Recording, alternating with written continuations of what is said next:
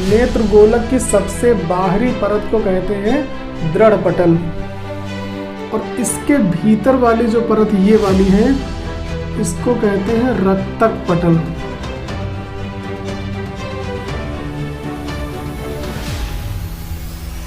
और जो सबसे भीतरी परत है इसको बोलते हैं रेटिना। रेटिना के मध्य में एक पीले रंग का भाग होता है जिसे पीत बिंदु कहते हैं, और इस पीत बिंदु पर प्रकाश की सुग्राहिता बहुत अधिक होती है, इसलिए इस जगह पर बना हुआ प्रतिबिंब बहुत स्पष्ट होता है। यह है प्रकाश शिराएं। जो भी प्रतिबिंब बनता है रेटिना पर उसका संदेश इन्हीं प्रकाश शिराओं के द्वारा मस्तिष्क को जाता है।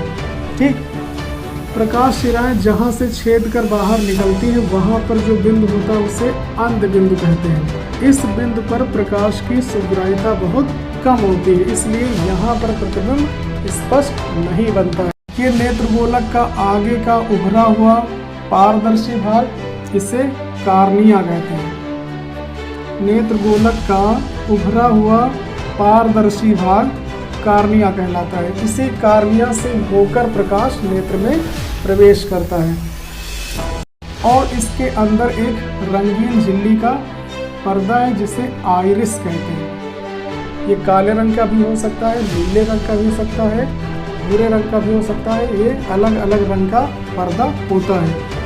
ठीक, इस पर्दे के बीच में यानी आइरिस के बीच में एक छिद्र होता है जिसे पुतली या नेत्र तारा कहते हैं। इस पुतली की विशेषता ये होती है कि ये अधिक प्रकाश में अपने आप छोटी हो जाती है और कम प्रकाश में अपने आप बड़ी हो जाती है, जिससे सीमित मात्रा में ही प्रकाश इसके अंदर प्रवेश कर सके। एक ऊतकों का बना द्विउत्तल लेंस होता है जिसे नेत्र लेंस कहते हैं। ये पेशियों पर टिका होता है और पेशियां इस पर दबाव डालकर इसकी वक्रता को कम या ज़्यादा कर सकती हैं, और इसी वजह से इसकी फोकस दूरी भी कम या ज़्यादा होती रहती है।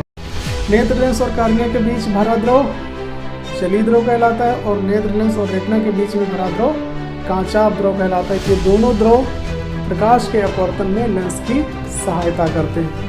तो ये है मानव नेत्र की संरचना और इसके प्रमुख भाग।